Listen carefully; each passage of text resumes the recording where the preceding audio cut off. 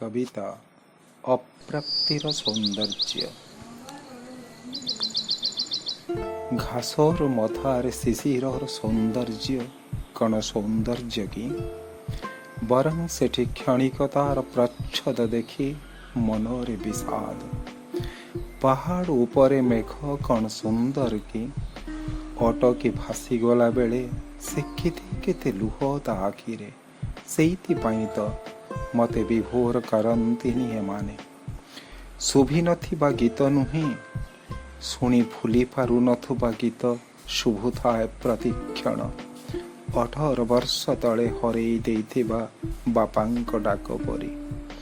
ମଞ୍ଚକୁ ଆସିନଥିବା ନର୍ତ୍ତକୀର ରୂପ, ଛନ୍ଦ ପାଇଁ କେତେ ଯେ ଆକାଂକ୍ଷା, କେତେ କୌତୂହଳ। ନ ଆସିଲା ଯାଏ ତା କେବେ ସରେ ନାହିଁ। ଆସିନଥିବା ଚିକ୍ ଚିକ୍ ଖରା, ଝିପ୍ ଝିପ୍ ବର୍ଷା, କଅଁଳ ଆଶ୍ୱିନ, ସବୁ ସୁନ୍ଦର। ମାତ୍ର ମୋ ସରଳ ଶୈଶବ, ଏଯାଏଁ ଅପ୍ରାପ୍ତ ଜହ୍ନ ସମ ଅଜନ୍ମ ସୁନ୍ଦର ତୁ। ସୁନ୍ଦର ମୋ କଳ୍ପିତ କବିତା ସମ। ସ୍ନେହରେ, ସୋହାଗରେ, ସମ୍ପର୍କରେ, ଆଦରରେ, ଅଭିମାନରେ, ବାର୍ତ୍ତାରେ, ବର୍ତ୍ତମାନରେ କି ଅବର୍ତ୍ତମାନରେ ତୁ ସୁନ୍ଦର। ବାସ୍ତବତାରେ ଯେତିକି, ସ୍ୱପ୍ନରେ ସେତିକି। ବୋଧେ ସବୁ ଅପ୍ରାପ୍ତି ହିଁ ବିମଳ ସୁନ୍ଦର। ସବୁ ଅପ୍ରାପ୍ତି ହିଁ ବିମଳ ସୁନ୍ଦର।